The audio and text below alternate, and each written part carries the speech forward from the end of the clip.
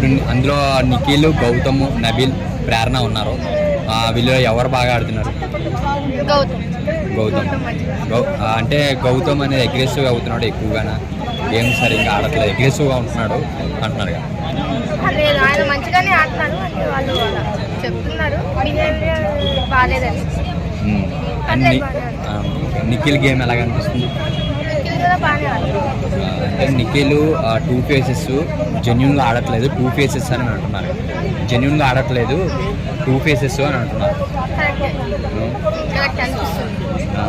నీకు అనిపిస్తుందా? మీకు అండ్ నబిల్ గేమ్ ఎలా అనిపిస్తుంది? అంటే ఫస్ట్లో నబిల్ గేమ్ బాగా ఆడేవాడు, ఇప్పుడు ఆడట్లేదు అని కొంతమంది అంటున్నారు. దాని గురించి ఏమన్నా? ఇప్పుడు కొంచెం తక్కువ అయింది, కొంచెం గట్టిగా ఆడితే బాగుంటుంది.